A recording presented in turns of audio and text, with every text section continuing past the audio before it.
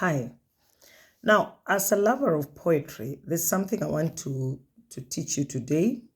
It's something very simple, but it may help you very much. I've realized that a number of times people are not able to capture the meaning of a verse because they are not connecting the phrases appropriately, so they cannot capture the idea of the writer. So most of the time, people look at poems and they see poems in lines. I've seen a lot of shairis, and the shairi, like the idea seems complete. I mean, in the stanza, I mean, in every line. I'm not very competent in Swahili, but I've seen most Swahili verses. You'll see that one line is just a complete thought. Those run-ons are not very many. But now in English, the syllables of English and the syllables of Swahili are not the same.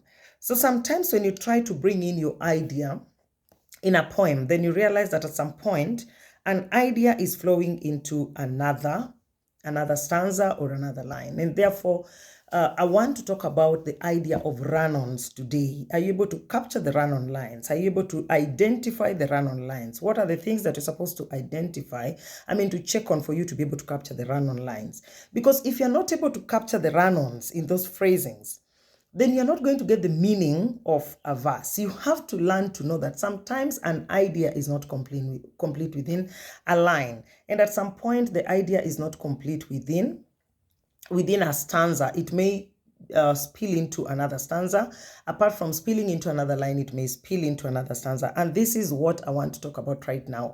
And I'll give an example of a poem by Robert Phillips called The Changed Man. I read this poem and I saw it's got like a lot of run-ons, and if you're not sure, you may not get it. So if you can't get it, then you miss it. This is what I don't want you to miss. And sometimes we have to train our children that when you're reading a poem, not for competition, but for understanding, you have to see how the idea of a poet is flowing. That capturing that idea will enable you to get the meaning of a particular verse. This is what I want to talk about. That sometimes we look at full stops, and not all the time will poets use punctuations. Actually, poets don't use punctuations in many cases. You'll just see a poem flowing. So it's up to you to see, how is this idea flowing? Where is this idea stopping? And so on and so forth. So if you can capture this idea, then you will quickly get the meaning of a poem. And this will enable you to do a proper analysis. Now, in this particular session that I'm giving you, I'm not going to talk about anything to do with analysis of the poem. I don't want to talk about the issues of the stylistic devices that have been used. I don't want to talk about anything else, punctuation and so on. I want to talk about run-on lines with regards to metering. Poets use metering differently. The rhythm, let me use the rhythm, may cause someone to move up to a certain point. But sometimes there are poems that don't depend so much on rhythm, and you may look for that rhythm and you may not find it. So we need to see how is an idea flowing, because we have certain poems that are having, every line, a poem that has like maybe 5 lines, and in every line there is one word. For example, I want to say 1 plus 1 gives you 11. Perhaps there's something that I mean, that meets more than the eye can see or than the ear can listen to. So each word forms a stanza. And such kind of, poems may not give you like the rhythm you're looking for. So let's look at the run-on lines in long poems. Even in irregular poems where we have stanzas are not like equal lines of 3, 3, 3. We all know that, those styles, the writing of those lines normally have names. Poems with 3, 3 lines per stanza, poems with 4, 4 lines per stanza, poems with 5, 5, and so on and so forth. But that's not what we're going to talk about right now. I just want to talk about metering, how poems normally do their metering, and how, despite the metering, the idea could be flowing into another line, or idea could be flowing into another stanza. So I want to discuss shortly this poem. You may not see it very well, but it's called The Changed Man by Robert Phillips. This is what I want to discuss. And you can see the arrangement of this poem. It's 3, 3, 3, 3, 3 up to stanza 6. But I want to show you how this person uses the run-on lines, okay? Yeah, so let's try it out. So stanza 1 says, if you were to hear me imitating Pavarotti, line 2, in the shower every morning, comma, you'd know, line 3, how much you have changed my life. So assume I'm reading a poem in an obvious manner that I stop where the line stops. Then I say, if you were to hear me imitating Pavarotti, in the shower every morning, you would know how much you have changed my life. I mean, you distort the whole meaning of this whole thing. That means there is something you're missing. You're not obeying the run-ons. You're not getting how the ideas are flowing. So look at the first conditional, that is if. So if you say, if you were to hear me imitating Pavarotti, in most cases when we see that conditional, we expect that then, if, then, if, then. So assume that then is not there. Then we look at the next line because we are not seeing the then in the first line. So we would say, if you were to hear me imitating Pavarotti in the shower every morning, because we are seeing a preposition in the shower every morning. So you are imitating Pavarotti in the shower every morning, every morning, every morning. As you're in the shower, you keep imitating Pavarotti. Okay? Then we are seeing a comma in line 2, in the middle of line 2. Then we have, you would know. We can't stop at that point. We have to know what is it that we are going to know. And we can see the answer to that particular statement is coming in line 3, which says, so, which means we have to join you would know with the next line so that it goes like, you would know how much you have changed my life. So stanza 1 would read, if you were to hear me imitating Pavarotti in the shower every morning, you would know how much you have changed my life. Full stop. You see, that idea is complete. Then we come to stanza 2, which is again having a repetition of that conditional if. And we say, if you were to see me stride across the park. But now if you see after park, then we are seeing a comma. So we are compelled to put a short pause. You don't run on to stanza 2, even if, to line 2, even if you see that it looks like you're supposed to be running on, but there's a comma. So you've got to obey the rule of that composer. There's a reason that comma has been put there because you're supposed to change something, perhaps your tone or something. So you say, if you were to see me stride across the park, waving to strangers. So you don't put it like a full stop. And then you say, if you were to see me stride across the park, waving to strangers, then you would know I am a changed man. No. If you were to see me stride across the park, waving to strangers, then you would know I am a changed man. You see, then you would know takes you. You'd know what? You would know I am a changed man. Funnily enough, in stanza 2, there is a dash after the word man, not a hyphen, but a dash. A dash also calls for some pause. There is a pause so that you don't say, I'm a changed man like Scrooge. I'm a changed man. Now, like Scrooge could bring two ideas. Am I a changed man like Scrooge is a changed man? Or am I a changed man like Scrooge did something? Something like that. For us to get the answer, we have to check the subsequent line or the subsequent stanza. So we'll say, I'm a changed man like Scrooge. Something is pending. Let's go to stanza 3 and see. Stanza 3, though we have poetic license, poets are allowed to use, language the way they want. And they can start, it's not obvious. We know there's deviation. There's deviation because we all know, like at the beginning of every line, a new idea starts with a capital letter, especially when you're starting a new stanza. And like the repetition of the conditional if and if in stanza 1 and 2, stanza 3 starts with a small letter, which is awakened. And again, we don't have, maybe somebody wants to say, awakened from sleep, I stood to. Awakened from sleep, I got surprised, something like that. But here, this person just starts, awakened from his bed, from his bad dreams, feeling feather. We know someone must have been awakened from his bad dreams. So if you're keen enough, then you realize stanza 2, the last line of stanza 2 is spilling into stanza 3, like Scrooge, awakened from his, you see that? We are seeing that male character. Like Scrooge, awakened from his bad dreams, feeling featherlight, angel happy, laughing the father of a long line of light laughs. And therefore, stanza 2 would go like, the last line, sorry, let me just read. If you were to see me stride across the park, waving to strangers, then you would know I am a changed man, like Scrooge, awakened from you. Did you hear me putting some pause? We are appreciating the fact that the poet has put a space.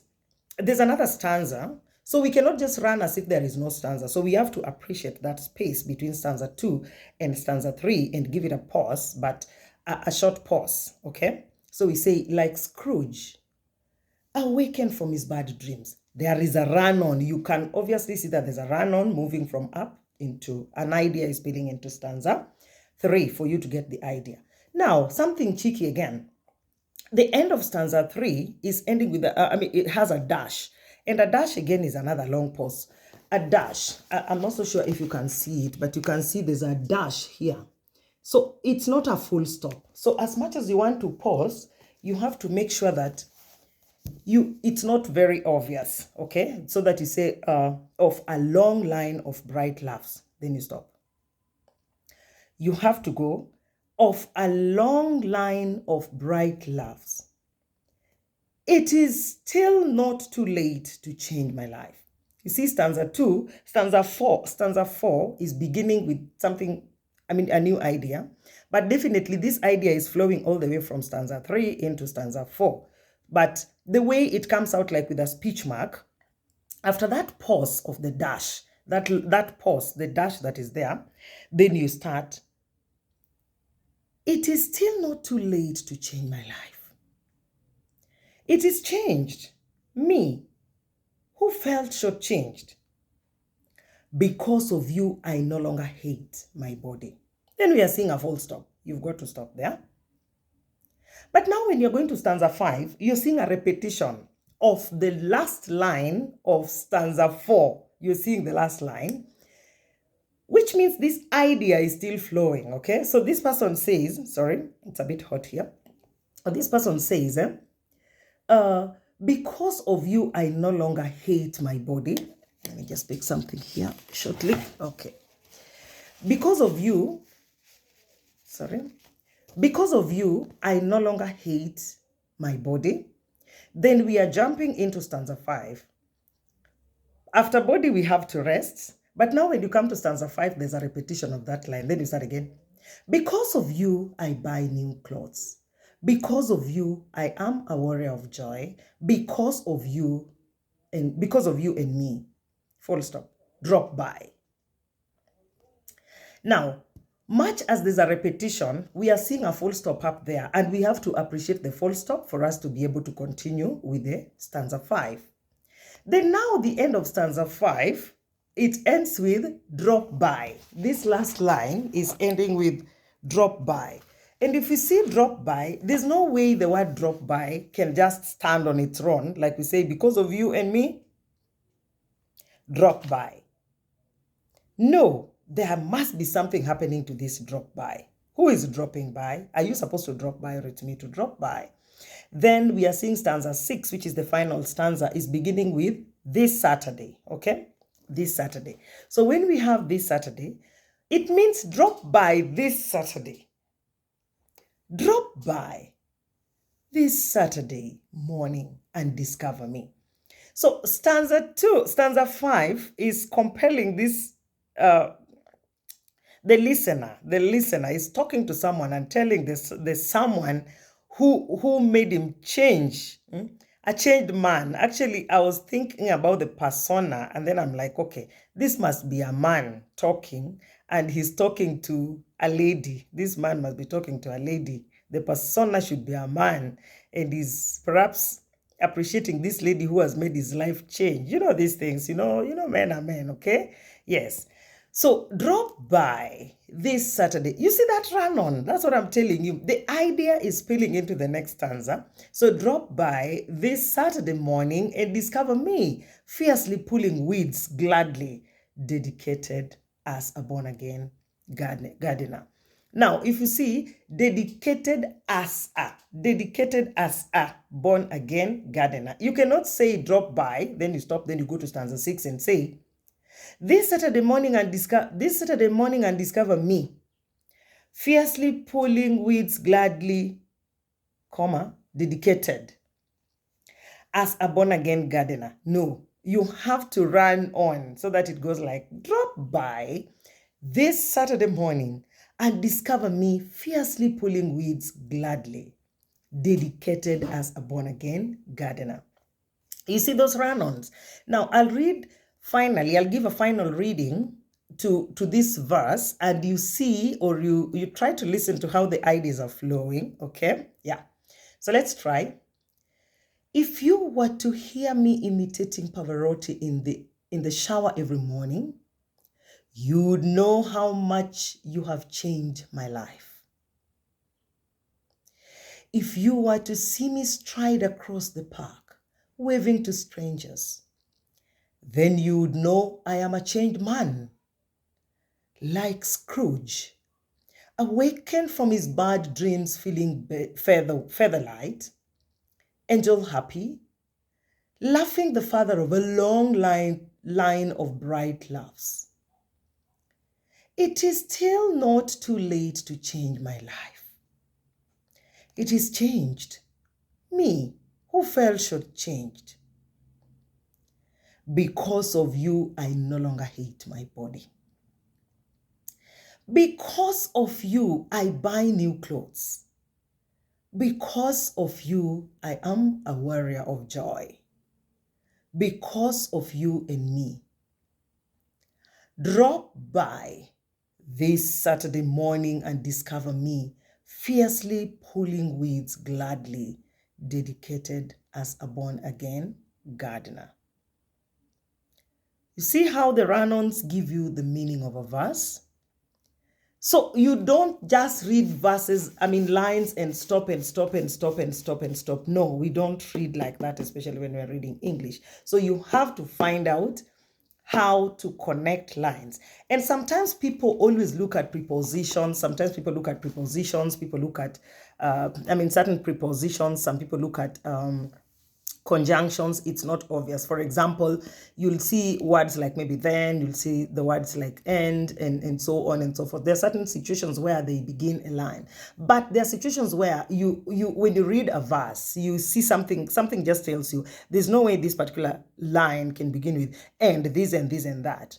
There's a connection, and it's not obvious that anytime a line is beginning with a conjunction, then it's a run-on. No, if you listen to the verse very well, you'll be able to see that. Then we have prepositions like maybe in or maybe to. So when we are looking at to, it's very difficult to find statements beginning with to, unless we are going into that kind of deviation where we say to come to the classroom is not a good thing. To drink alcohol is blah, blah, blah, blah. To read a poem is interesting, where you put that to something, that infinitive, we call it an infinitive, and then the one that goes with that too, then you put it in that subject position, and then, that's a different idea. But now when we're coming into, poetry reading, there are certain places where that statements beginning with conjunctions, statements beginning with prepositions have to be looked into, very keenly, because it may or it may not give an indication that a line is running on. Thank you very much for listening, and I hope it helps you to enjoy reading poetry so that you're able to understand. I've heard so many people sometimes talk about, I don't get the meaning of that particular poem. I really don't get it. Words are jumbled up. No poet jumbles up words. There's a reason the person is using that particular style, and it's up to you to find it out. So let's pray that next time we get into, looking at another aspect of poetry and see if it can enhance our ability to capture the meaning of a verse and enjoy it to the fullest. Bye-bye. Thank you.